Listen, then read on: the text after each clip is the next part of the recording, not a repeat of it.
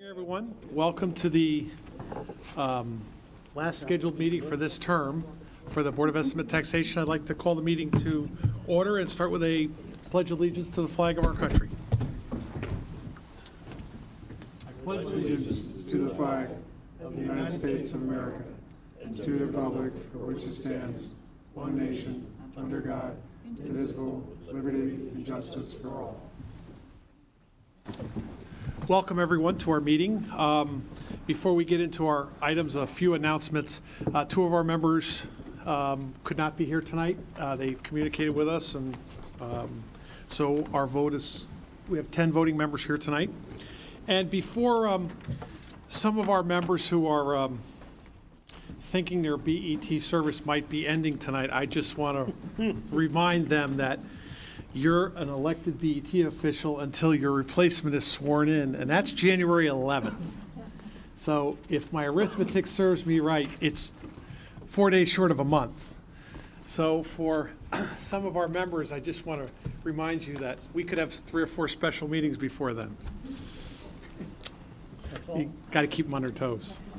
Okay, that brings us, all of our applications this evening are non-routine, and I will call on Mr. Johnson for the first item, which is SE1.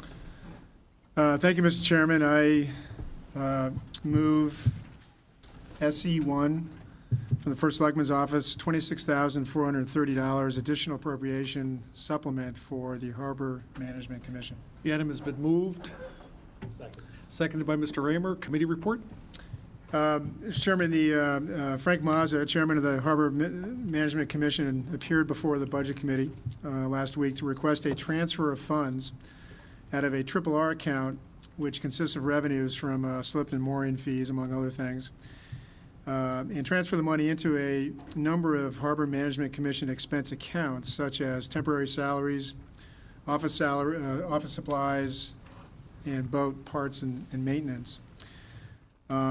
He also commented on development of the Harbor Management Commission plan and their desire to formalize a more formal budget process consistent with the town's fiscal year budgeting, development, submission, and approval process coming up in February and March. The committee voted 4-0 to move this to the BET. No other committee discussion on the item? Welcome, Mr. Mazza. Good to see you. Okay, all those in favor? Aye. Opposed? Abstaining? 10-0-0. That brings us to our next item. Mr. Johnson? Mr. Chairman, I move PW2, Department of Public Works, $165,000 appropriation for William Street Field remediation. Item has been moved. Do I have a second? Second. Seconded by Mr. Raymer. Committee report?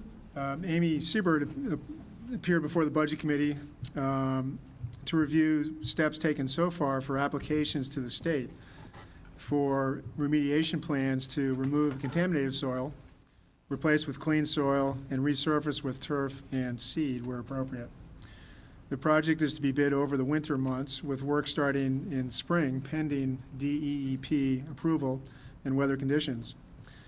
The appropriation application is made now, given their desire to start the plan before the end of the fiscal year.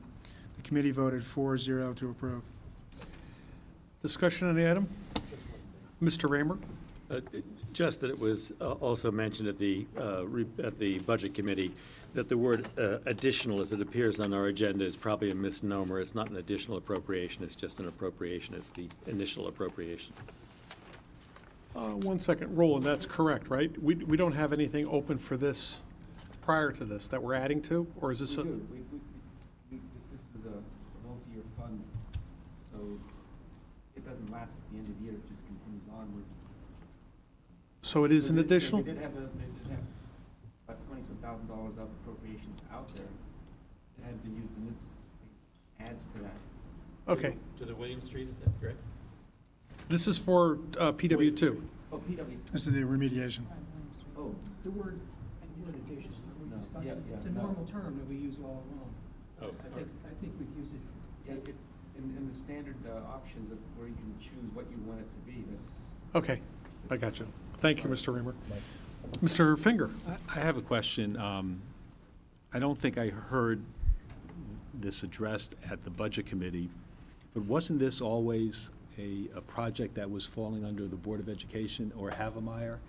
And I was just confused as to why all of a sudden it's now at DPW. Not that I have a problem with being at DPW, I'm just wondering why now DPW when all the comments and discussions in the past have come out of Havemeyer.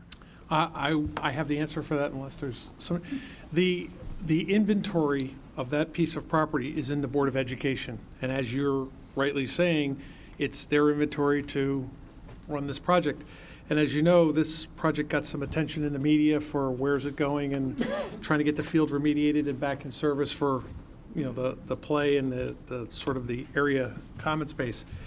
I spoke with the first selectman on this who had made the decision that this project needed to be accelerated, and he asked Department of Public Works to take on this project. A little background, when we had Hillside Road, it was agreed at that time that the Department of Public Works and the Parks and Rec Department would run that remediation project, which is still ongoing. So I agree, I think that is a concern here. And I've reached out to Board of Ed to say, this is again where we have dual system in place and who's doing it. But I commend the first selectman for, grabbing a hold of it and trying to get it done, because the idea is to get an approved plan, get the remediation done, the new fill in there, and get it usable. So Yeah, there's no, the I answer. agree. It should be done as quickly and as expediently as possible. Ms. Tarkington? I did bring that point up at the Budget Committee meeting, and also thank Ms. Siebert for taking on this additional project when she's so busy. But she certainly comes with the expertise to manage it, but it's just another project that Public Works is taking on. Further discussion? All those in favor? Aye. Opposed? Abstaining? That item is carried 10-0-0. Mr. Johnson, our next item? Mr. Chairman, I move GM1, GEMS, $2,131,000, release of conditions on the town of Greenwich contribution to GEMS. That item has been moved. Do I have a second? Second. Seconded by Mr. Raymer. Committee report? The director of GEMS, Charlie Tufts, as well as the financial, John Strong, appeared before us to review the 6-month financials and operations year-to-date. Mr. Strong reviewed the actual revenues, which are positive to budget, as well as the actual expenses, which are under budget to date. So good news there. And Ms. Tufts reviewed and commented on the operations, including salary, staffing, as well as fundraising efforts on behalf of GEMS. Committee voted 4-0 to approve the motion. Discussion?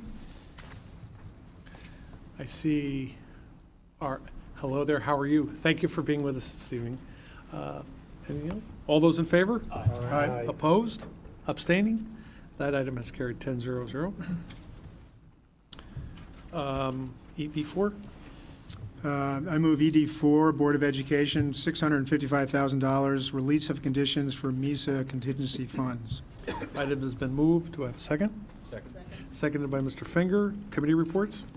Committee Chairman Joe Ross appeared before the Budget Committee to request release of funds conditioned in the fiscal year 2015 for, quote, for instructional space upon receipt of auditorium temporary certificate of occupancy and report on use of contingency funds.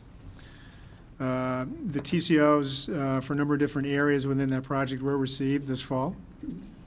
He also reported on the instructional phase itself. The budget, I believe, is about $8 million. They are expecting, while they're expecting to use some of these contingency funds for some change orders and additional construction manager fees, the unallocated contingency is still, they believe, very adequate for the remaining cost of the project. Committee voted 4-0 to approve. We have a building committee member. Ms. Tarkington, would you have anything to add to that as a building committee member? Just that the project is now 87% complete, and at this point in the project, to have almost 16% contingency is good, solid amount to have.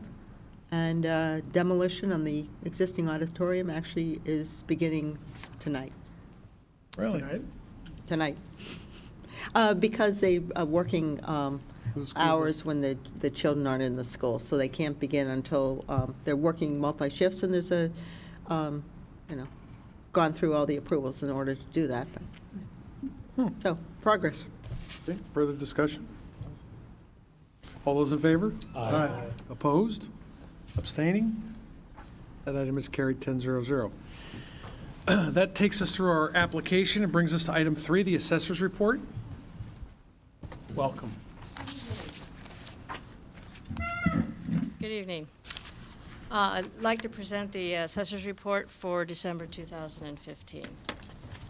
First note I'd like to mention is that the supplemental motor vehicle file has been priced, and the bills are in the process of being created, so they will be sent out with the second half of the January billing as scheduled, with the second half of the real estate bill in January. As to the reval. There's something, Informal hearings are ongoing. Today, as of today, we had about 517 residential hearings that have been scheduled. We haven't actually held them all. We had hearings the first 2 weeks in December. We still have 2 weeks in January scheduled available, and we also have a week in February. If we need more in January, they're willing to schedule more as well. But for the most part, it seems to be going very well. It's very quiet.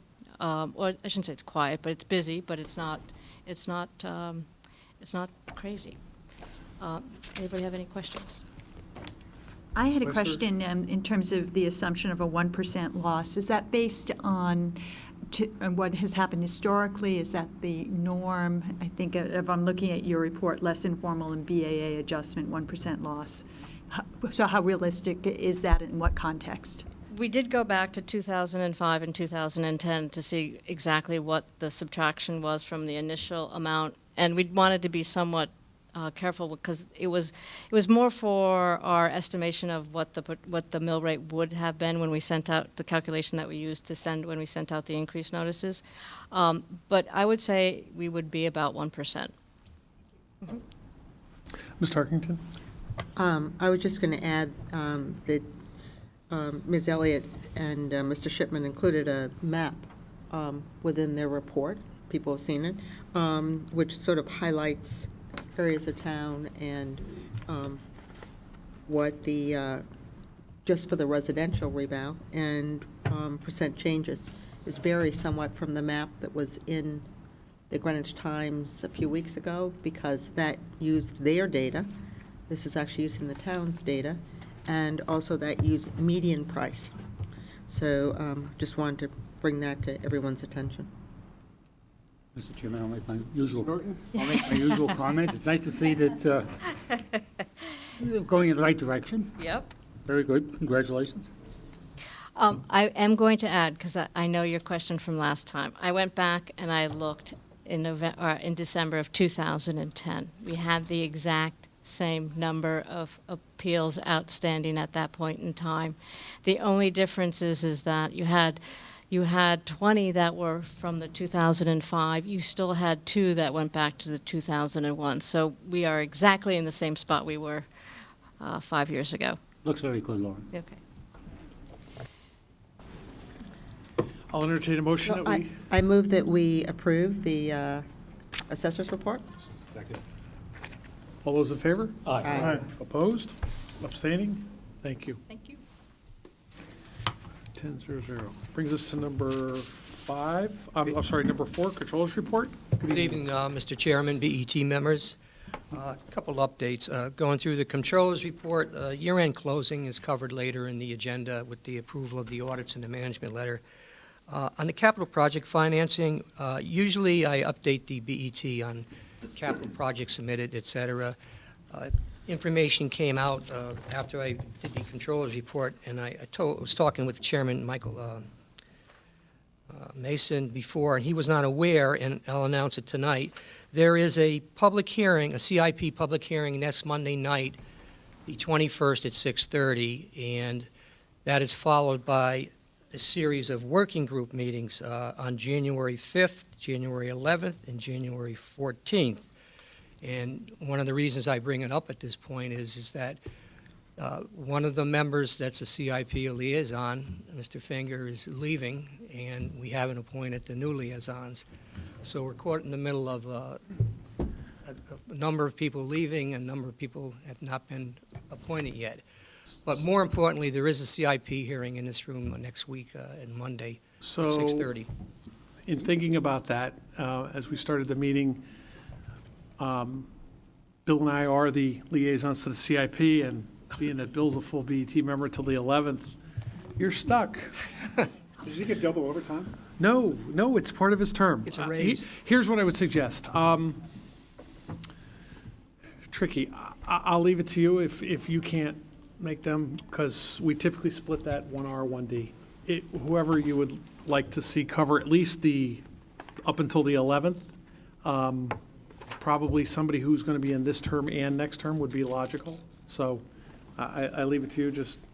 Okay, I'll speak with my colleagues who are currently on the BET and also confer with those who will be joining the BET from the Democratic Caucus, and we'll figure something out. Okay. But thank you on that. Another update is, as I reported at the HR committee meeting in the area of ADP, which is going rather smoothly as opposed to the startup October of last year. Ms. Weisler was in attendance, and Ms. Kiernan, and they put the police, it's got various names, it's called Blue Payroll, extra duties, side jobs, on the payroll in November. And the first two payrolls were like a mini implementation. We had to map new general ledgers, we had to create new codes and map from the ADP to the Munis system. Happy to report I spoke with Roland before, and we're over the hump, and it's running smoothly now. We're in probably the fourth payroll of the Blue Payroll. So that's actually doing a lot better than I reported at the HR committee. Question? And I was just going to add, we did have Jim Heavey at our meeting giving us an update on that position, and he said, based on the initial revenues that have been billed to the vendors, such as Eversource, that it looks like the budget number we had in our budget for revenues, or what we had anticipated for revenues when we approved it, would at least be matched or possibly exceeded. Okay. I'll open it up to any other questions in any areas in the controllers report. Mr. Norton? And the capital project finance, what date are we going to market next month? I believe it's the 15th, January 15th is when the, That's what we did last year, I'm guessing, that's the number that pops out. Let me see the, it says the 15th, went to market on January 15th. it's either the 15th or 16th. Yeah, according to this, it says we went to the 15th, 2015. It's that Thursday. So if I could figure out the 4th, 5th, 6th, 7th, 14th. Thank you. Anything else? Can I get a motion to accept the controller's report? So moved. All those in favor? Aye. Opposed? Abstaining? Brings us to number 5. I have a motion to accept the treasury report from Mr. Norton, seconded by Mr. Finger. Discussion? All those in favor? Aye. Opposed? Abstaining? That motion is carried. That brings us to standing committee. We have Human Resources reporting on a later item, not grant. Nothing. How about item number 8? Let's start with Nathaniel Witherell Building Committee. Mr. Norton? Yes, at last night's meeting of the Nathaniel Witherell Building Committee for December, it was announced that the town will be receiving grants from Eversource for energy efficiency credits in the amount of $135,000. It was reported next year, and I can't quantify what next year means, whether it means current fiscal year, whether it means calendar year 2015 or 2016. But sometime in the next, I guess, 12 to 18 months, we'll be receiving $135,000. Thank you. That's very good. Parsonage Cut, I'm going to skip. We're going to get to that item shortly. So we've already heard. Brings us to item number 9, new business. First item, I'll call on Ms. Weisler for the Human Resources Committee. A detailed report was emailed yesterday on the tax collector's request to the BET to approve converting and replacing 2 permanent part-time accounting clerk 1 positions with 1 full-time accounting clerk 1 position. The HR committee discussed this request at its November 10th and December 8th meetings. I thought I'd summarize some of the key points. Each part-time position is for 25 hours per week, and each is represented by the GMEA union. The tax collector's TOO for fiscal 16 is for 6.6 full-time equivalent employees, consisting of the tax collector, deputy tax collector, 1 accounting clerk 2, 2 full-time accounting clerk 1s, and 2 part-time accounting clerk 1 jobs. One of these part-time jobs is vacant. As for the rationale for this request, at the meetings, Mr. Ladonia explained that he is seeking to make this change to improve his department's efficiency. He has experienced turnover recently in the part-time position, and there's a possibility that the other part-time staff member who's completing her certification could be retained if offered a full-time job. As for the timing of the decision, the HR committee would typically want to make this decision in the context of all staffing requests that are part of the fiscal 17 budget. However, Mr. Ladonia explained his concern about possibly losing the incumbent to a full-time position with benefits. The First Selectman's office has indicated that it is not opposed to this request being considered off-cycle if it's budget neutral. As for cost, if the request is approved, there would be a savings on the salary line because the total hours would decrease from 50 to 35, but that would be offset by an increase in the benefits line. The cost impact would depend on who is selected, and it could range from being a net decrease of $10,000 to a net increase of $7,000 if the incumbent were hired. Mr. Ladonia, in our conversations, has committed to absorbing the incremental benefit cost in his budget if that were the case. The committee members noted that there has been a priority over the last 2 years, well, I've chaired and been a member of this committee, that personnel needs be met through part-time staff if possible, and that the benefits line in the budget is growing at a faster line than the salary line.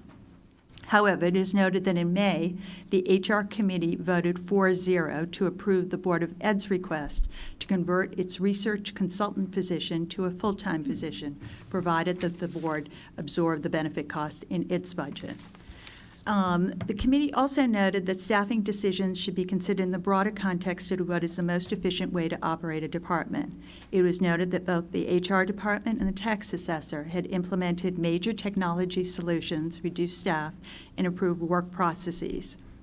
Mr. Ladonia responded that his office had also reduced staff during his tenure, implemented software, and now made electronic payment and billing available, but there was little interest as for billing. The committee reviewed data showing staffing comps versus other municipalities.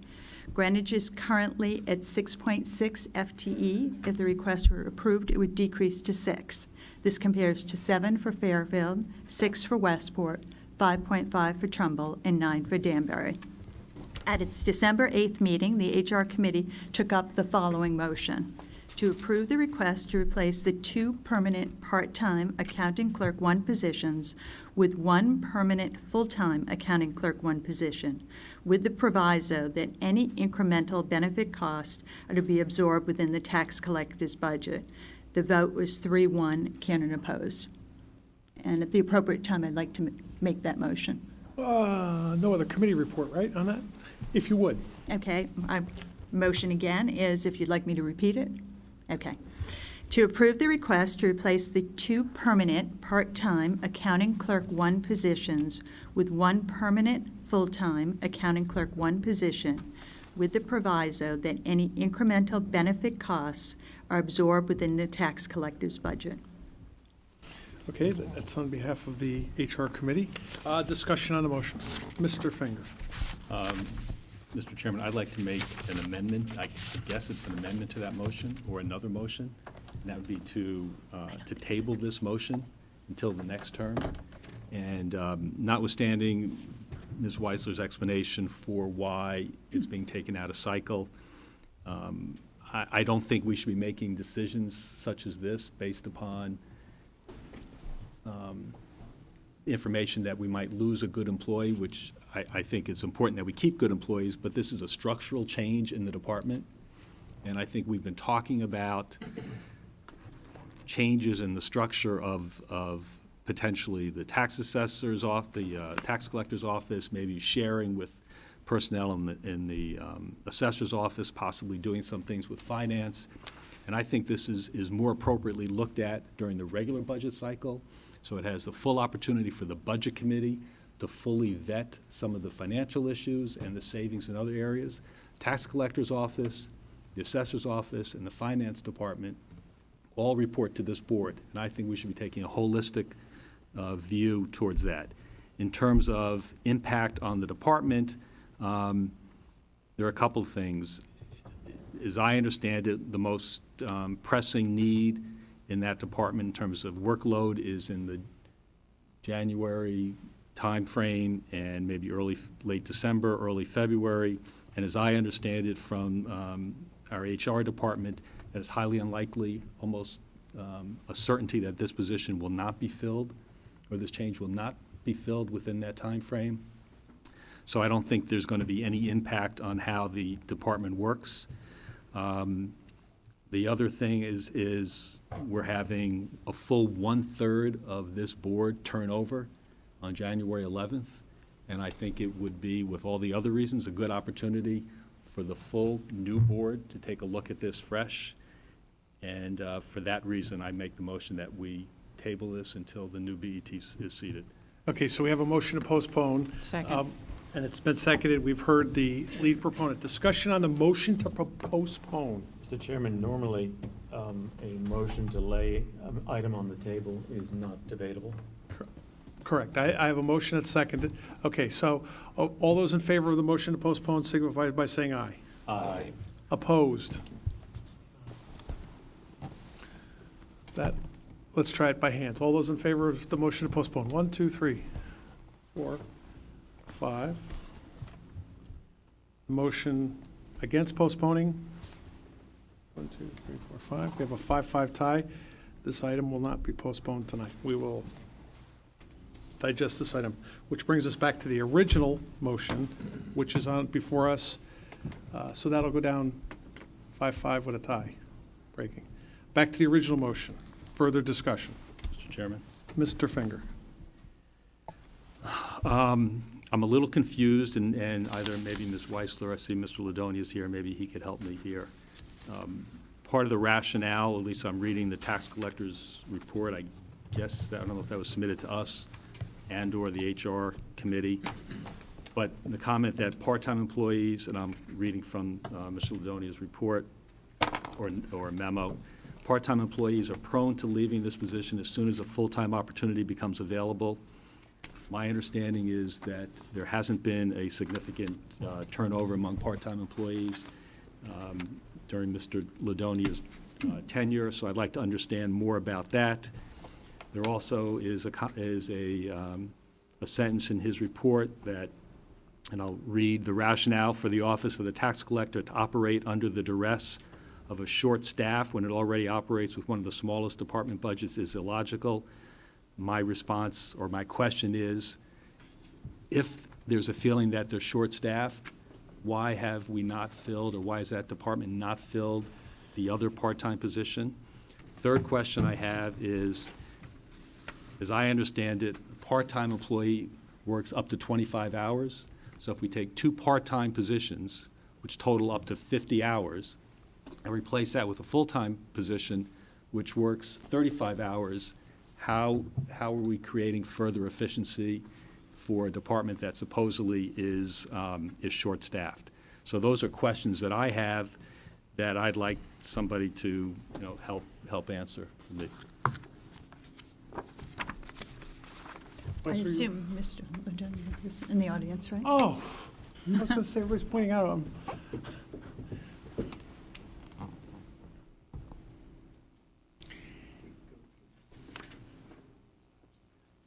I can't remember all those questions, so. I'll start. Hit them one by one. All I remember is the first one, so I'll start there. Good evening, everyone.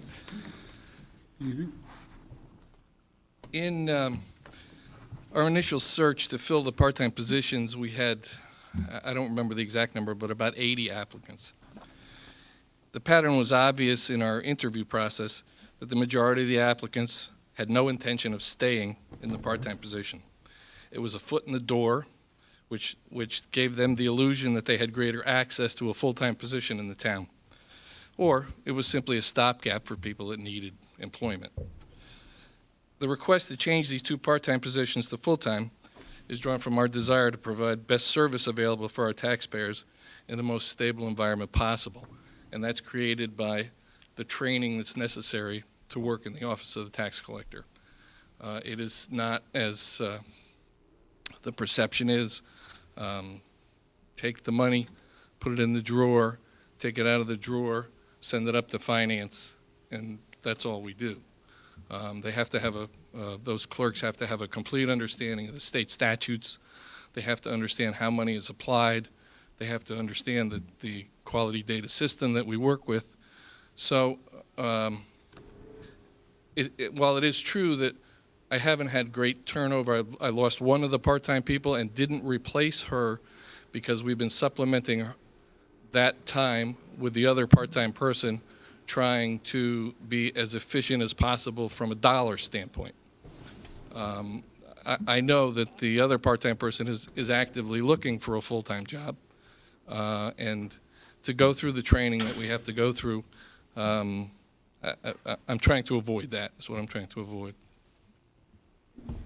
If I could follow up? Please. As I understand it from the HR department, the full-time position is a representative position, GMEA, and the way that works is that if this gets approved, that position is posted, and that any current employee within the town who fits, I think, was it accounting clerk 1? Mm-hmm. Who's an accounting clerk 1 has the option of accepting that job, that full-time job. They can apply for transfer, correct? Apply for a transfer.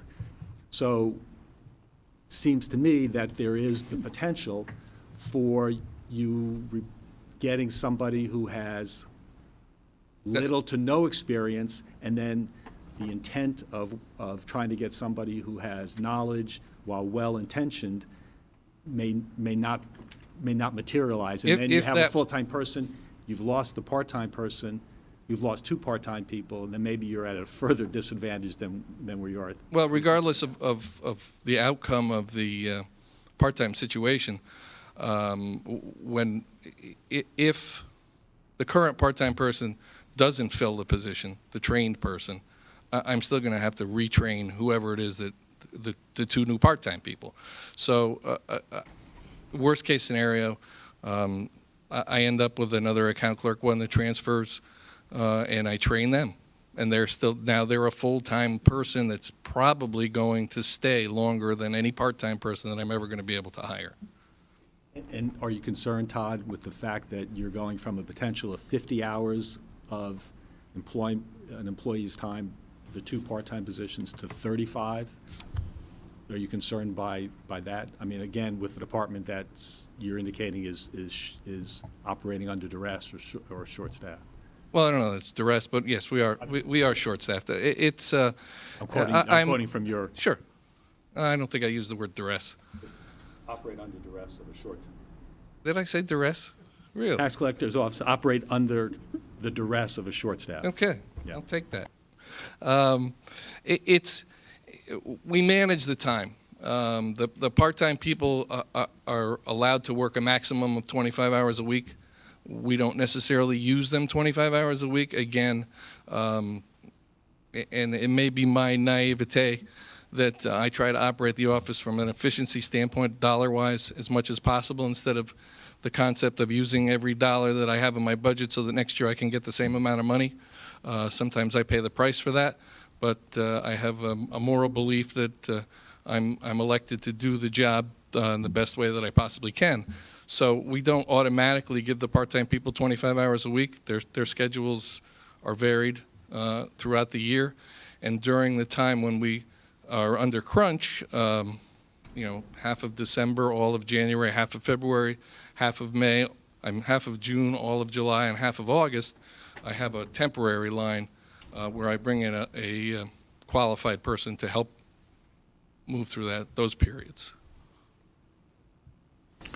I have a sort of a BET comment more than tax collector. I've supported this because obviously the BET is a sort of a guideline of no net new headcount increase. As with all guidelines, policies, I don't think that's ever there to stop innovation or thinking by the department heads.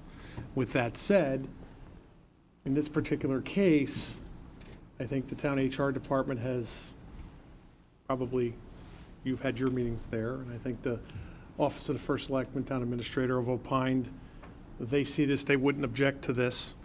So I think that the challenge before us is obviously, I see a dollar amount issue, but I'm not sure if it's negative or positive in this current year, and we have the budget coming up. So what I'm saying is, I don't think our policy should stop initiatives. And in this particular case, sort of a department head has stepped up to say, look, I have an idea of a better way to do this, and I think that's our primary concern. We should look for more of that, actually. So that's my position on this, and that's why I support this. Obviously, the bumping rights and everything like that, I haven't asked you this question, but if we authorize this and the bumping rights cause a problem, and that's something you and the HR director would have to handle. So it's not necessarily, we were just authorize it if it goes through, but if you run into a challenge there, you may have to seek another avenue, which is, yeah, Yes. okay. Yeah, Yes. I'm just saying it. I'm going to work with Right. Mary Pepe to be compliant in whatever way we need to be compliant when Right. if we get the approval. That's just sort of my thought on this. Ms. Tarkington? Yes, Mr. Chairman, my view is a little different. I do think that we're only 2 months away from the budget hearings, that the current budget guidelines that we're operating under say that it is expected that no new net positions, and I read that as full-time funded positions, will be added to the Town of Greenwich, BOE, or any appointing authority. The need for incremental personnel in one department should be met by an equal reallocation from another department. And, we haven't seen this. Again, it sets a precedent. We have been very disciplined with the departments about coming with their requests in the February Budget Committee hearings. And I just, I'm concerned about setting these precedents where we're moving away from our own, whether it's policies or guidelines. So I think that that's certainly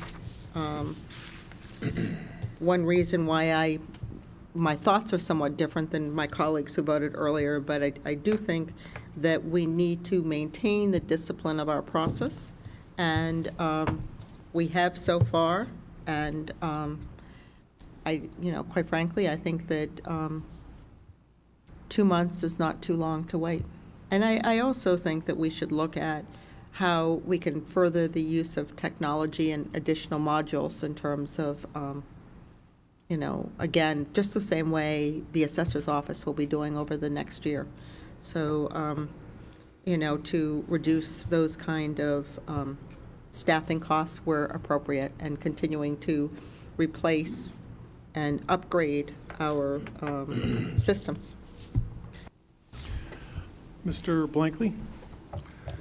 Mr. Chairman, while welcoming very much the idea that a department head would be introducing an initiative to restructure in a certain way and potentially save costs, this is very much part of the idea that I have about how budgeting should be done, as opposed to the notion of losing an FTE and compensating with another FTE and so forth that we see in the guidelines.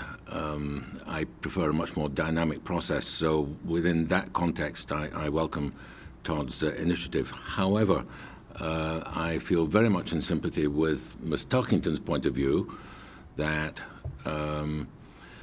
that kind of discussion and that kind of consideration of change should take place within the budget process itself. So I support very much the notion that this idea should come before the budget committee in the normal process. Now, everyone here, I guess, is aware, of course, that I championed another candidate for Todd's role in the last election. That candidate lost and Todd won. But part of the idea that was in mind at that time was a wider restructuring of the department. And I think in that context, again, that is something which, to my mind, should come before the budget committee of this board and be considered in a fully, and as my colleague Mr. Finger says, more holistic way. And the idea of potential restructuring, including technology and so on and so forth, that is all to the good and should be considered more fully and in greater detail than I think we are going to be able to devote to this particular subject this evening. Thank you, Mr. Raymer. Yeah, forgive me for echoing remarks that have been made before now a couple of times, but one of the few points that all of the drafts of guidelines this year, all of the drafts of guidelines that we've looked at for several years, one of the points that all of them have said with a unanimity among them was no new net positions.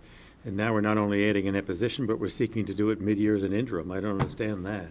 I think we should be looking at it like we do holistically, all the positions in all of the town all at the same time in the ordinary budget process.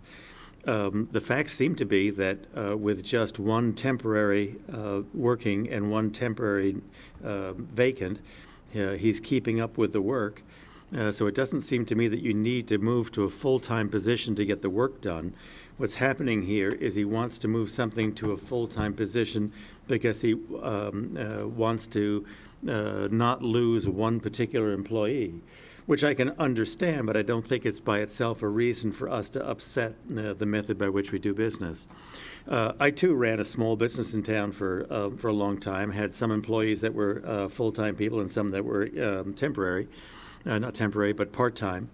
And did have the experience that when you hired somebody part-time who frankly was looking for full-time work, they didn't stay. They left when they were able to find full-time work. But I also found that there were a fair number of people, a sizable proportion of the people, who are looking for part-time work because that's what they want. They're receiving their benefits through a spouse, the benefit package that the spouse has, and they themselves want to work just 3 days a week or just until 3 o'clock and be home for the end of the school day or whatever. And the solution here probably is that we've been hiring part-timers who are not looking for part-time work. We're hiring part-timers that are looking for full-time work, and that's a managerial mistake. If you're going to hire part-timers, you need to be looking for people, and they're out there who are looking for part-time work. And I just think that's a management issue. But for right now, I think that the appropriate response to this would be for us to thank Mr. Ladonia for this application and put this into the hopper for consideration during the normal budgeting process in February. And as Mr. Finger pointed out, it will not result in a permanent hire much later than it would if we hired this person now, and that by itself may be enough to keep Mr. Ladonia's valued employee in place until we can go through this process. Thank you, Mr. Chairman. Mr. Drake. I support this proposition by Mr. Ladonia. The HR committee spent a great deal of time examining all of these issues in 2 separate sessions, and I think we have to remember the initiative to manage the department is what the essence of the task is. That's why we have a responsible person to manage the tax collector's office. That's what's underway here. Also, as we noted, as Ms. Weissler noted earlier tonight, when the dust settles after this maneuver after this modification, the FTEs in the department go from 6.6 to 6. They go down. That's the point. So we're not speaking about an increase. We're speaking about management toward a decrease. And we've adopted a policy in the guidelines to manage very strictly the addition of FTEs. But what's the point of that? The point of that is expense control. And this proposal as created accomplishes cost control. The only increase foreseen here is going to be absorbed in the department's budget. So the larger objective is met. We mustn't apply our own policies in a way that impedes the improvement that we're seeking here. So I think this has been well vetted. The timing of it is understandable. The expenses of it are understandable, and I think it deserves our support. Ms. Kiernan. I just want to repeat a couple of the comments that I made at the HR committee meeting on this topic. And I also, as others have stated, am sympathetic to an attempt to keep a productive employee in place. But this has never been a primary driver for this board or in the 4 years I've served on the HR committee to determine whether to move a part-time position into a full-time position. We looked in 2013 at a PZBA application and a conservation application that was moving part-time to full-time. And while that similar management argument was made, these were turned down, and that was not a driving factor in those decisions. In terms of cost control, I think we all know very well that adding a benefits package here is not going to be budget neutral over time. We know healthcare is increasing in the double-digit range, and then we're going to compound that. So in the long term, this is not a budget neutral proposition. I would also add that we don't add full-time union positions with benefits packages to the town's TOO lightly. We should step back and ask ourselves, as I said at the HR committee, can we take this as an opportunity to step back and look at perhaps the most cost-effective and efficient way to structure this department, and as Mr. Finger said, how it relates to the assessor and the finance department, because they do interface. We know that well with the new use of the QDS software system in several of these departments. I would just finish on saying that I would agree with Ms. Tarkington's comments and others' comments about the timing here. In February, we will have had the benefit of speaking directly with department heads, seeing their budgets for the new fiscal year, seeing their new fiscal year operational plans, seeing what is happening across the town in terms of headcount increases. We will have new news on healthcare at that point in time, or at least an update on the efforts that we have heard from Alcava. And it would be far more prudent for this body to act with better information than it has tonight. Thank you, Mr. Chairman. Thank you, Ms. Weisler. I was just going to say there is a difference. 2 years ago, in the budget, Conservation Commission came to the Budget Committee and asked for approval to upgrade a part-time conservation director to a full-time position. And if I recall correctly, I think there was going to be an incremental budget impact of about $64,000. However, there was no quid pro quo at that point. That was going to be a negative hit to the budget. I think there's a difference here substantively for what we would be approving tonight in what the HR committee approved in May, where they said, if you feel you need to do this to improve the efficiency of your operations, you need to absorb the incremental budget benefit costs. Is anybody that hasn't spoken yet? Mr. Finger? Mr. Chairman, I just want to make it clear that despite the fact that I'm going to vote against the motion, it's not an indication that I think this is a wrong decision. I just think it's not appropriate, as I've said and others have said, it's not appropriate to be doing this mid-cycle. So I don't want Todd, I don't want you or anybody else to think that my vote, and I suspect from the comments I've heard from others who have shared similar sentiments, that this is necessarily a decision to say, no, we don't like this proposal. It's just that we feel the timing is not appropriate and that it would be best dealt with in the fullness of the next budget. Before I call for the vote. Can I Yes, just please. speak to the timing question? Certainly. One of the reasons, let me say this, I would like for the person that's there to stay as the full-time employee, but that is not the impetus for my request. The timing factor being right now is the fact that 2 months doesn't seem like a lot, but what that does is it brings, if I end up with an untrained person, now I have an untrained person going into the July collection period. If I have that 2 months and I go through the transfer and I get a transfer and I get an untrained person, I can put that person into training, tax collector school 1, which would happen in the spring, and at least they would know the basics of what they're able to do. If that 2 months is waited, they're not going to be able to get into a class in the spring, and I'm going to have somebody, in the office that's going to be able to answer the phone and say, could you please hold? I'll give you to somebody that knows what they're talking about.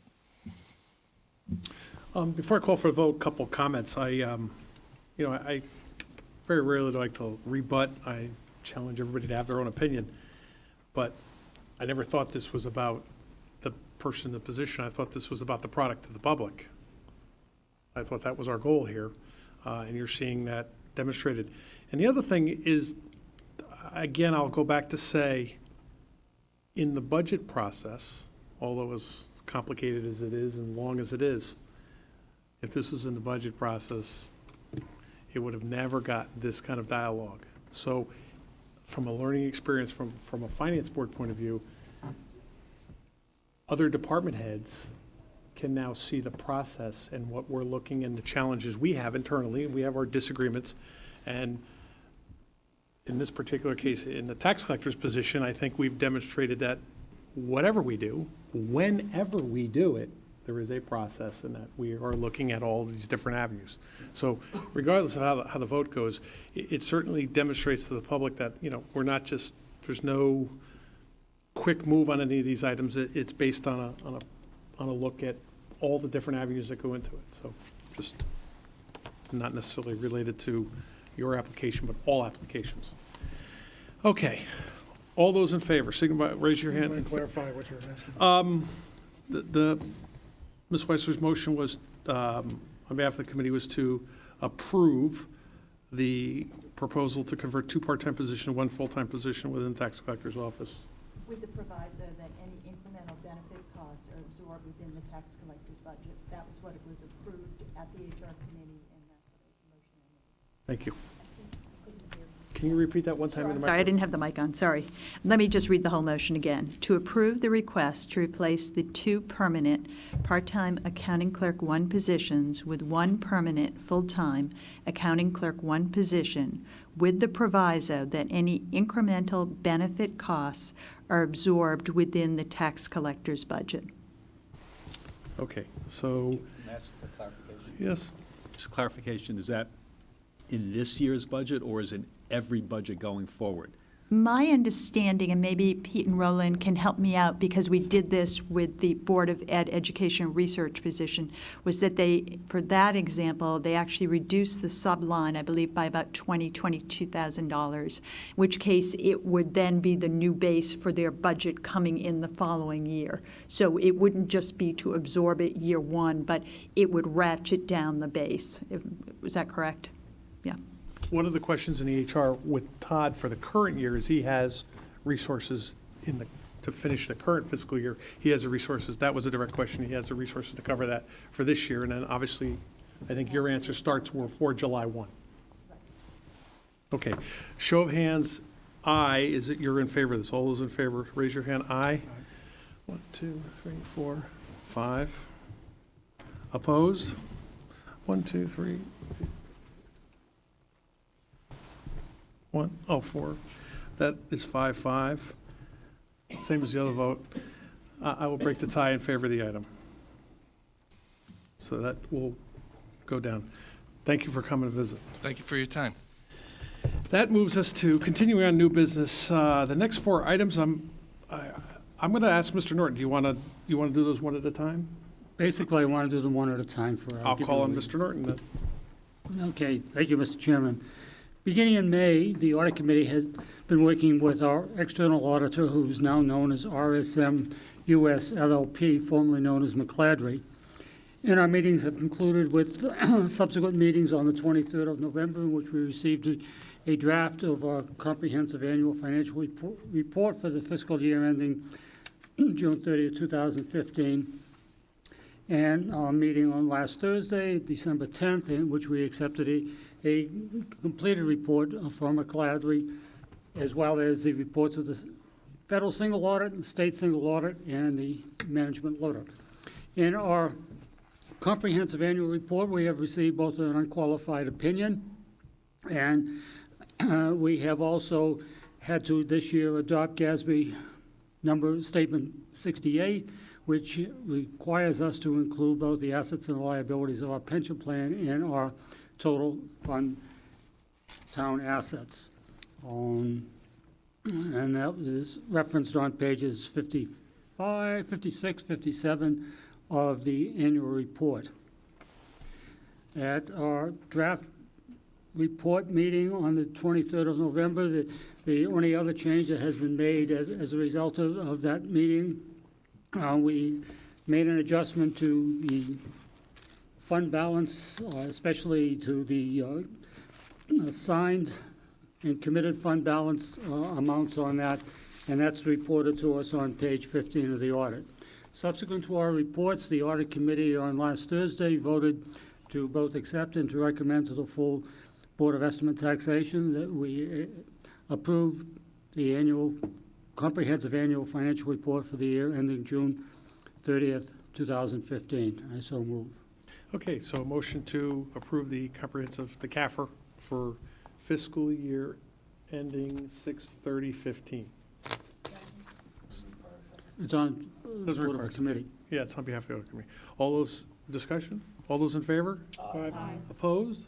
Abstaining? 10-0-0. Next. Thank you, Mr. Chairman. Okay, well, actually, because we receive federal grants and also receive state grants, we have to have required, under GASB rules, audits of the monies received for both the federal and the state programs. So the next item I have to recommend is the approval of the federal single audit for the fiscal year ending June 30th, 2015, and the Audit Committee both recommends the acceptance and approval of that report. I so move on behalf of the committee.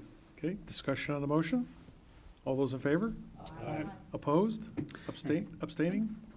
10-0-0. I will make the same motion for the single state audit, which are for the grants made by the state of Connecticut to the town of Greenwich, which are basically in the areas of the Board of Education and the Health Department, that we accept the audit completed by RSM US LLP for the fiscal year ending June 30th, 2015. On behalf of the committee, I so move to accept and to approve.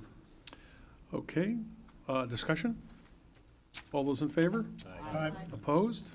Abstaining?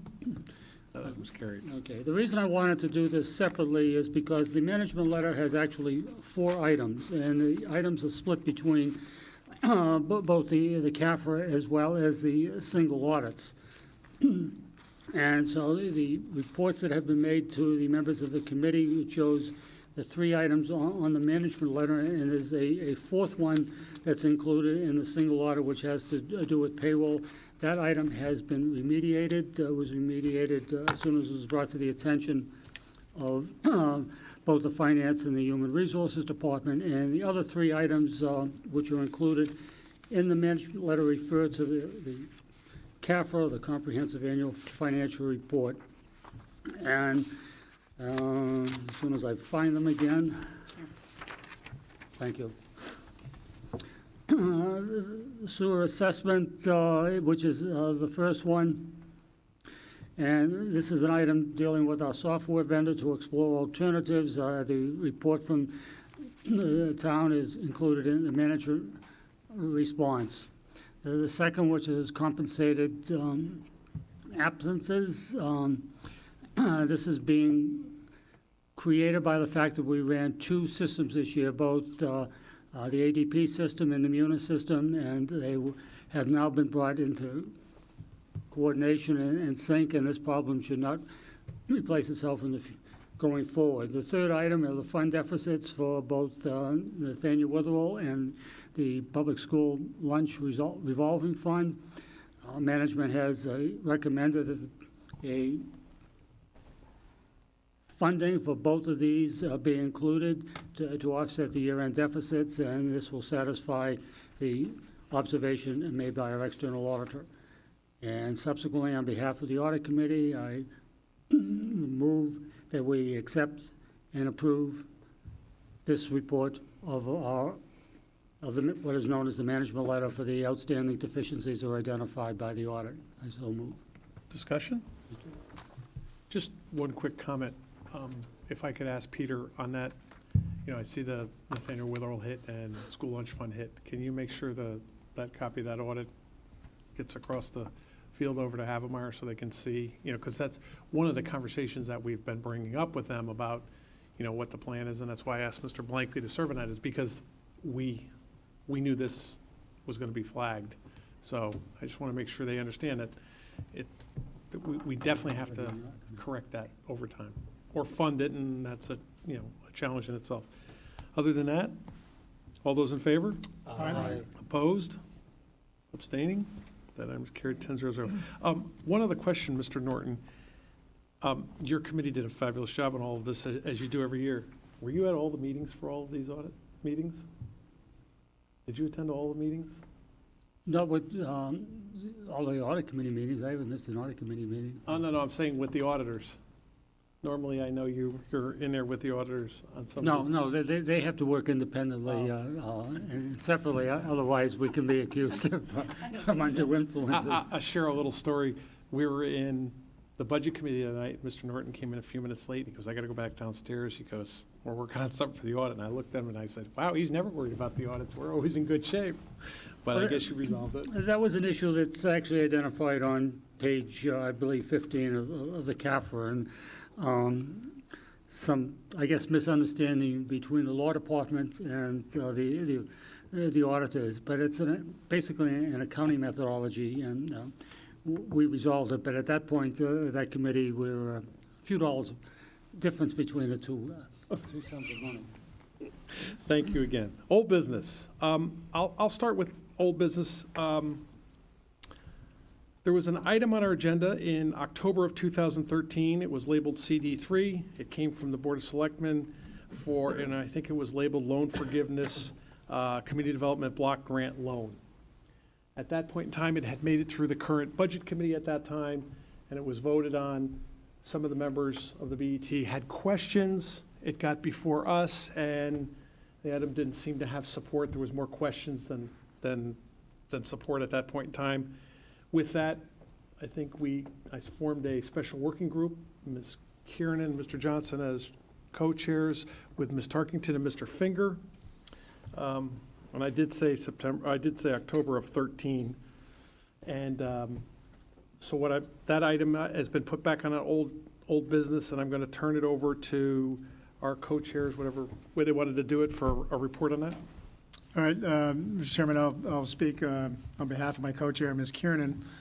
In your packet, I think 100 out of the 136 pages in the packet today have to deal with this loan modification. But included in the packet are some important documents, and I'm sure you've all had a chance to look at most of them. But it does include a full report of the BET Parsonage Cottage Working Group as of December 1st, and that reviews the 2 years of all the meetings and discussions we've had. There's also a chart that shows a very complex matrix of many of the different partnerships, the tax credit groups, the donators, housing authority entities, and that's a little difficult to follow, and maybe that's why it took us 2 years to get through this. But there also are minutes from 5 working group meetings. There's a couple offers, letters of offer to the Housing Authority. There's a final report of the working group as of December 15th. There's a copy of the management agreement between the Housing Authority and Parsonage Cottage of 2013. And there's a financial review by the town's auditor, RSM, that was conducted in early November. But basically, to summarize, the working group did meet for its sixth and final time as a public meeting on December 7th.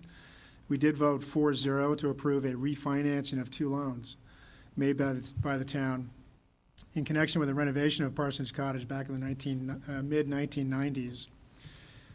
So in hopefully simple terms, originally there was a town loan of approximately $1.15 million. The principal that's outstanding now is $674,000 roughly. We're looking to refinance that over a 22-year period, amortized over equal monthly payments at an interest rate of 1%, and that's effective January 1st, 2016. There's a second loan, CDBG loan, which started out at $675,000. Principal now is about $348,000 plus. That would also have maturity over 22 years, amortized equally over monthly payments. Interest rate on that one is 0%, and that is effective January 1st, 2016. What that does, the annual debt service prior to this reworking was a little over $121,000 per year. We are refinancing these loans to get the debt service down to $50,000, a little over $50,000, so savings of over $71,000, which we hope goes towards needed capital improvements within Parsons Cottage itself. In addition to this refinancing, the group is proposing kind of a reaffirmation of the covenants contained in those loan documents in 1995. And we've agreed to a few minor revisions to help clarify a number of those covenants and improve some of the language.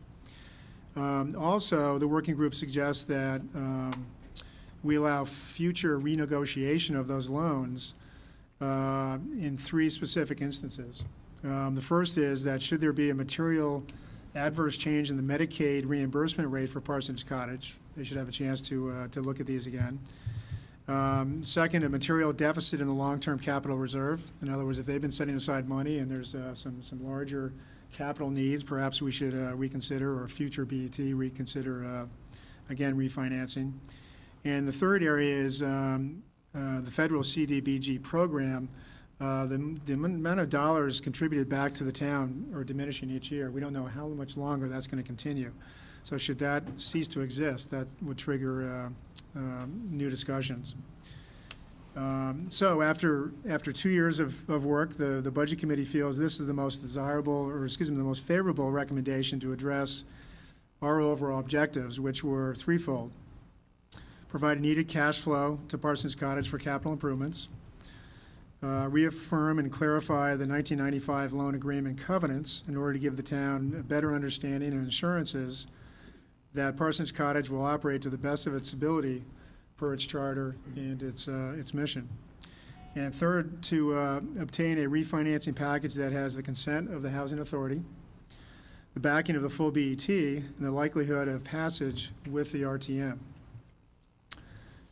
So with that, I would like to make a motion, again, on behalf of my co-chair, to accept the recommendation made by the BET Parsons Cottage Working Group at its December 7th meeting, and summarized in the Parsons Cottage Refinancing Alternative Number 1 term sheet that's included in our packet, dated December 7th, and offered to the Housing Authority. So we hope that you'll agree with us that this is a good recommendation and that you'll vote to accept it. Just a point of clarification, Mr. Chairman. Would this be better put as a motion to amend the original application by substituting the refinancing offer that was just described? I would say on behalf of the committee, it is a motion to amend the original resolution to this document for dated 12/15/15. I agree with that. Okay. So we're not, we're disposing of one item rather than having to modify. Right, so we postponed CD3. We're now amending, bringing it back, amending CD3 along the lines that Mr. Johnson has described. So I would second his motion. Thank you. Okay. Discussion. Mr. Raymer, Ms. Tarkington. Let me say at the outset that I will vote in favor of this item, but I wanted to express some concerns. Mostly that I thought the body should have these concerns, should be made aware of these concerns at the time that it votes, just as a matter of completeness. A couple of my concerns, it may be possible in the drafting process to cover the concerns in language of the documents themselves, but many of the concerns cannot be solved in that way, and I'm not expecting that a deal is going to change. I also want to mention that, certainly to my observation, I attended only a few of the working group meetings, but I thought this working group worked very hard. I think they worked under very trying circumstances. I think the circumstances were trying for both sides. I think it was equally trying for the Housing Authority people, too. But with that in mind, let me make a few factual observations, if I can. First of all, that obviously everybody in the room knows that this town is, of course, heavily committed to, in every way, to the prosperity of Parsonage and to the welfare of its residents. So if something happens so that the Housing Authority became exhausted or wanted to walk away from this project, for sure the town would have to find a way to step in to keep the facility running and to keep the welfare of the residents protected.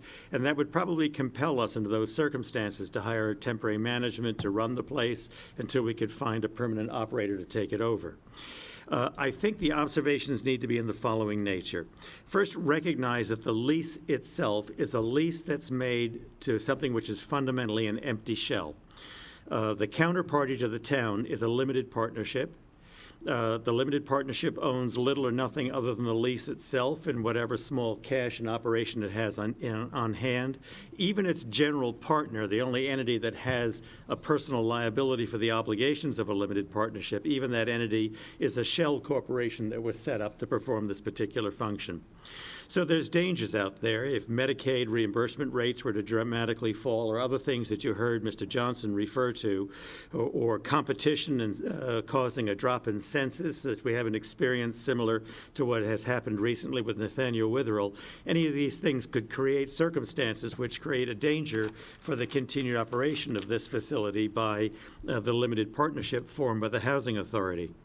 And so in these documents, we enter into a lease in which we sign only with this empty shell. It's not signed by the Housing Authority.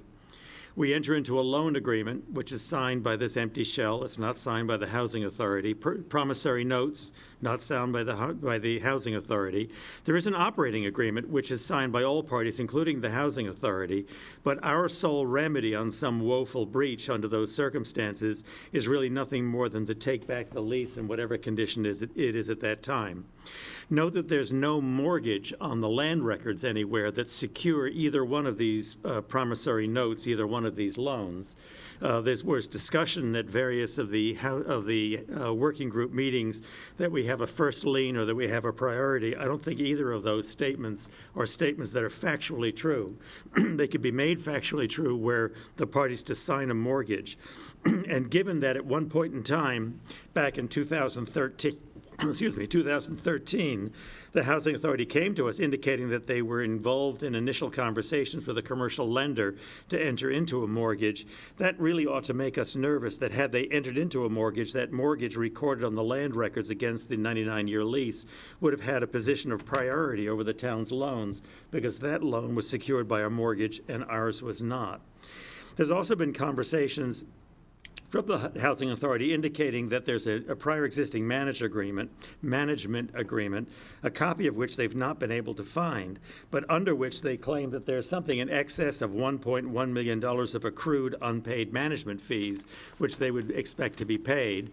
And that, too, could be a worrisome circumstance because it's hard for us to explore exactly who has obligations for that debt and whether that obligation attaches to either the lease or to the town. The specific suggestions I made to the working group, specific suggestions that I throw out to Amina Ahmad, who's the assistant town attorney present here, who will be doing most of the drafting, is that I think consideration might be given in conversations with the Housing Authority about securing these two loans with mortgages to go onto the land records so that our position of priority is in fact preserved. I would hope also that there could be agreement that the claims for management fees appear in a document somewhere where it's expressed that these fees are personal to the limited partnership, are not the obligation of the town, are not obligations that become liens against the lease or encumber anything except the full faith and credit of the limited partnership. Consideration could also be given to having the housing authority co-sign the loan agreement so that it's understood that breaches of the loan agreement or other documents by the limited partnership are breaches also by the housing authority, which would give us a right to set off any balances due on the loans against these claims for management fees. Again, I don't assume that these small issues that I've picked out can be solved in the drafting process, but I thought these were points that should be laid before the body at the time of your vote. But notwithstanding these issues, I intend to vote in favor of this item. Thank you, Mr. Chairman. Ms. Tarkington. Yes, I just wanted to comment on the really stamina and great work, quality work done, in particular by Mary Lee Kiernan and Amina Ahmad over the last 27 months, and Mark Johnson. Also, I wasn't sure, but I believe, and maybe I missed this, Mark, didn't the Budget Committee vote 4-0 on this item also? No? When it was before us in October of 2013, I believe the Budget Committee voted 4-0 in favor of the loan forgiveness at that time. I believe that was September of 2013. Might have been September. Okay, thank you. Mr. Johnson? Just in response, I mean, just to highlight something that Mr. Raymer might have alluded to, but I forgot to mention that, yes, part of this whole process, I mean, if we approve this plan as we send it to the RTM, Ms. Ahmad will be talking certainly with legal counsel from the Housing Authority and Parsons Cottage Limited Partnership to work out a few of the details, with the loan modification. So we know there's a few questions. Hopefully they're not major stumbling blocks, but not to get into it tonight that much. I think there's a few areas that we know we have to work on a little bit of the language. Ms. Kiernan? Just for clarity's sake, I wonder if we can invite Amina Ahmad up and to speak really to the next steps beyond working on the legal documents, which we hope will move quickly, but also what the approval process is with other town boards after tonight. Good evening. Before you start, thank you. You're welcome. You have put an incredible amount of effort into this. It's been quite a process. And a little coaching, too. In terms of next steps, we would recommend that this go back to the Board of Selectmen, since it came to you and to your working committee from the Board of Selectmen. And they obviously, at that time, had a different view. I believe they had voted in favor of forgiving the CDBG loan. So the next step would be to bring this back to the Board of Selectmen and have them vote on it. And once they do that, go to the RTM. And in the meantime, we'll work with Housing Authority Council to prepare the documents so that it may be better to have everything lined up when we go to the RTM.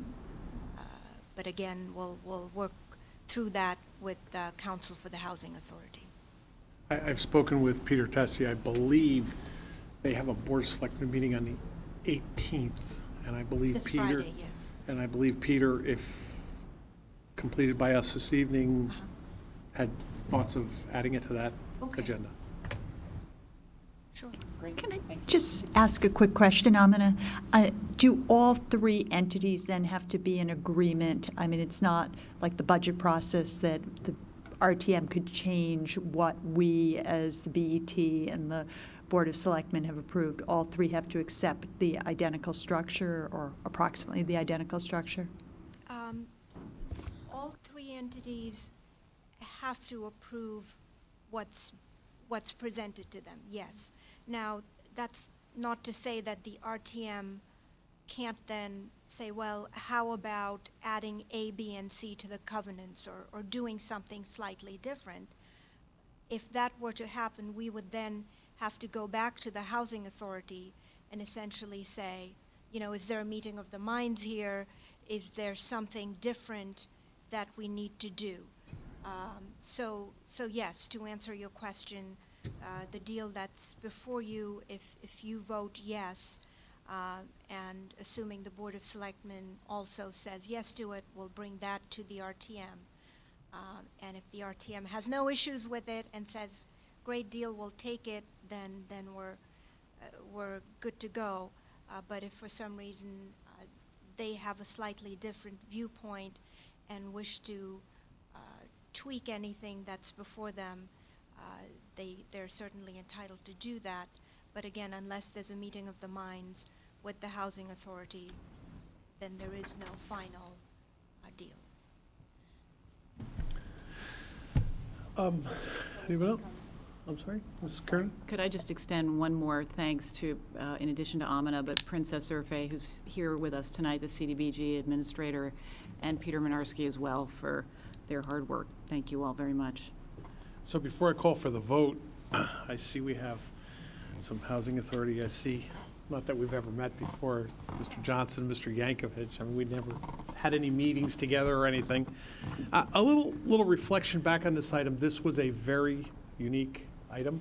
It went before the Board of Selectmen and then ended up with the BET. And as Ed Krummick said to us back then, it was a very complicated deal that they did back in 1995. And I can't remember how we put it together, but you're going to have to unravel it. And no words were truer said than that. It was a complicated deal. The BET in our working group put incredible hours on this. I would say the BET is not usually the holder of agreements with the town, such as leases or agreements like this. It hit me from my perspective when I realized that we had a sort of what I'll call a landlord agreement and a financing agreement, and I said, okay, now I understood. But it took some time, but we got there, and I think the Housing Authority, and I'm looking at George right now, and I know you guys have sort of looked over our deal, and I think you've had a vote on it, and I think it's a pretty good place we got to. It was a little slow, but we got there. And it's nice to hear that the law department now owns this, if we approve it, and the Board of Selectmen and that process. So to the committee members, incredible work. Thank you. Okay, so all those in favor of this item, please signify by saying aye. Aye. Opposed? Abstaining? 10-0-0. You're off. Thank you, everyone. Oh, I'm sorry. I'm so sorry. I'm sorry. Please, join us. Please, please.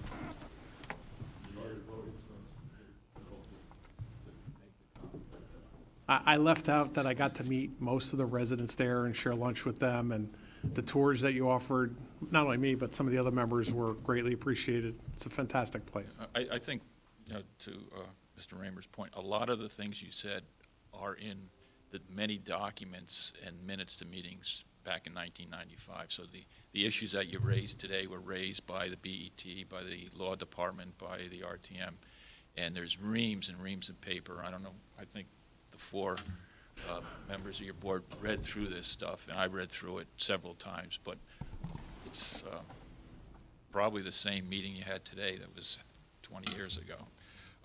I had one point of clarification that I wanted to make in the recommendation. I had sent it over to Peter Minarski back on December 10th, and it was to paragraph 2, just to clarify what it said. I don't know whether you had submitted it or not. It was basically just adding the word account.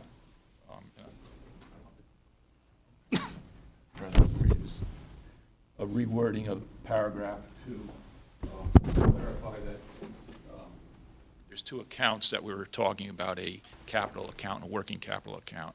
And it may have been clear to the four members on your board. It wasn't clear to me when I read it, and I was at the meeting and I wasn't listening clearly, I guess. So I passed this on a week or so ago and hope that that word account can be inserted into the language that you had. If I'm out of line, I mean, that's up to you, but if you would like to modify it or discuss it, I'd appreciate that.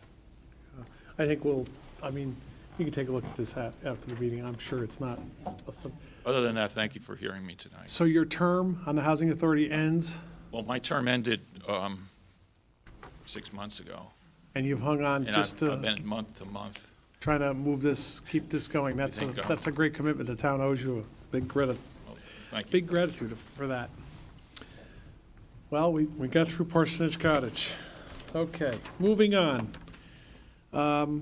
Mr. Drake, item 11, minutes. Thank you, Mr. Chairman.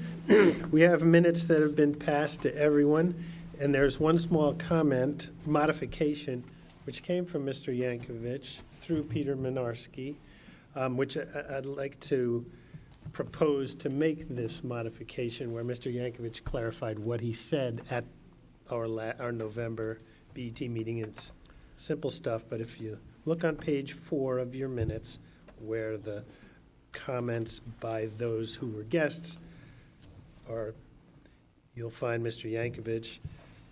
And in place of the short paragraph that is here on your minutes, let me provide the clarification that he sent in email to Mr. Minarski, who passed it along. But the essence of the clarification is Mr. Yankovic wanted to make clear, quote, I spoke in response to Mr. Goldrick's comments regarding his participation in the CDAC process and his statement regarding transparency and availability of long-term capital finance information for Parsonage Cottage.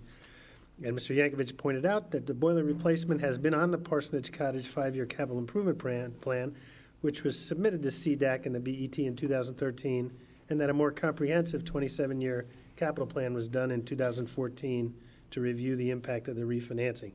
So I propose that Mr. Yankovic's correction of what he said be adopted into our minutes.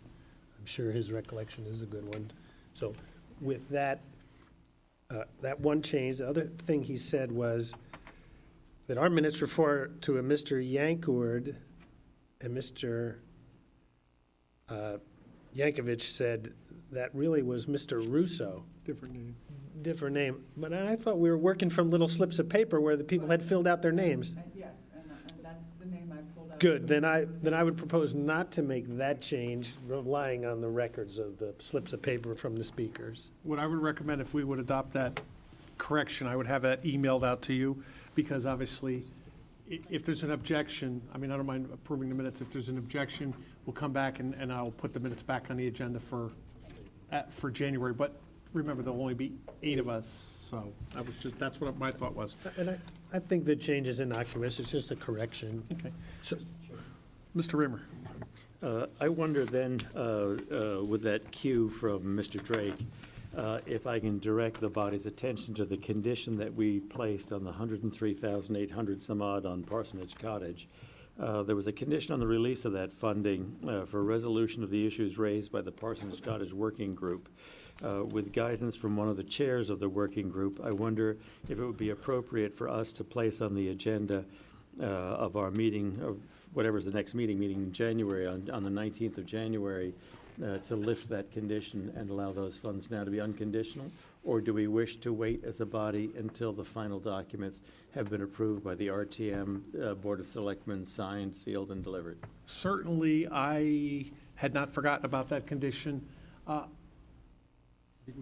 Let's see how the progress goes. But certainly, it is something that we definitely need to.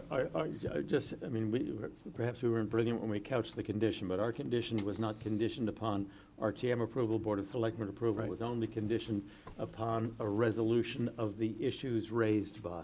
Right. I leave that in the chair's hands with the hope that we'll deal with it at some early point. Oh, absolutely, no Mr. doubt. Chairman, if I could just speak Yes. to that. The working group has certainly been thinking about this. Thank you, Mr. Raymer. We need Princess Urfe to come here with an application for releasing the condition. I think she's left. Yeah. And we're going to be working with her to figure out the appropriate time for her to do that. Okay, thank you. Yep. Just to wrap up, I think we need a vote on the minutes. Yes, With okay. the small modification I propose, if that's suitable to everybody. So, I move approval of the minutes with the modifications as discussed. Second. Moved, seconded by Ms. Tarkington, seconded by Mr. Raymer. All those in favor? Aye. Opposed? Abstaining? 10-0-0. Mr. Drake, do you have anything else? no, sir. Mr. Norton? No, other than the fact that our term is ending, and it's been a pleasure serving as vice chair for the last term. I have a whole bunch, but I would like to yield my time to Mr. Johnson and Mr. Finger. Mr. Johnson?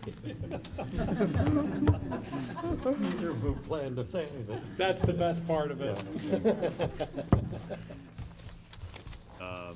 I guess you're yielding, so we can both say farewell. Although you, I think, made it clear that farewell doesn't start today. No, it doesn't. I thought maybe it was at least December 31st. Now I'm told January 11th, so, but notwithstanding that, 2017. I did not prepare anything, and I'll try to make this brief. I was giving some thought to the past roughly 10 years that I've served on the BET, and I was counting the number of people that I've served with. And during those, I'll call it 10 years, I've served with 23 other members of our community. And,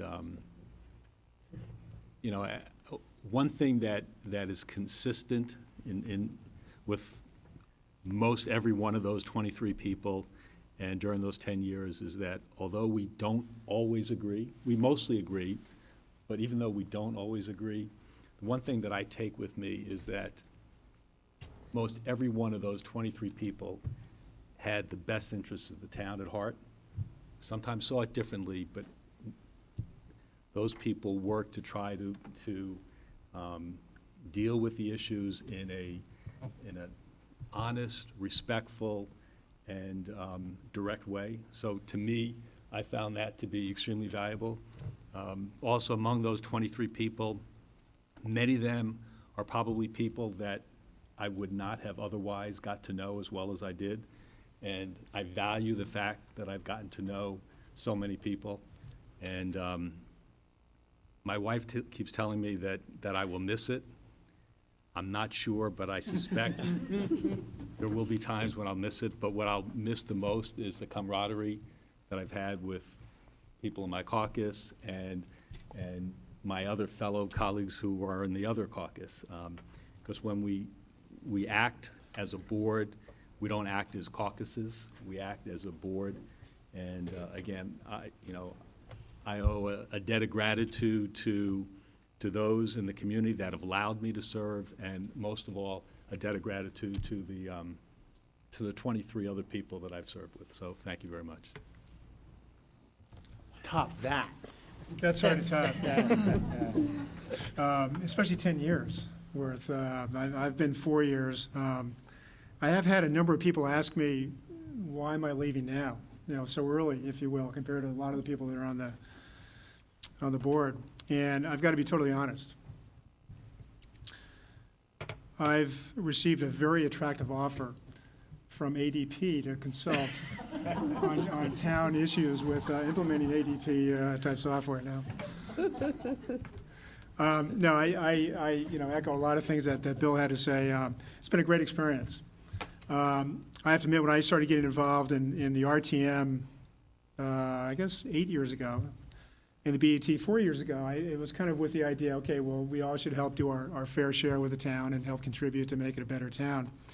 I've been very pleasantly surprised to see that so many of the boards and commissions in town do have strong leadership, have a lot of good people serving, a lot of good people dedicating their time. And especially in the BET, to echo what you just said, we have our points of differences, but, a lot of good, sharp people, dedicated people on this board. And a lot of times you leave and you hope that the board's going to be, still functioning very well. I'm very excited to see the new people that are joining. The new people, the old new people, new old people coming back on. At least I have a high level of confidence, I hope Bill does, that, the BET is going to be even stronger, as we leave, starting next January. So thank you all for your support and keep doing all the good work. One thing that I don't want to go without saying, and I think I could speak for Mark, is also really want to thank Pete, Roland, your entire department, the other department heads that I've had an opportunity to work with and I've been liaison with. We have a lot of really dedicated people in this town, and I think certainly the finance department makes our job a lot easier. So, thank you. So I'm looking at Paul out there, so you see we are real people. Everybody's making an attempt. Gentlemen, thank you. You will be truly missed on the BET, if we let you leave. Bill Fingers promised he's changing his phone number, 625-0368. What am I going to call? With that, Mr. Blankley? Second. All those in favor? Aye. Good night, everyone.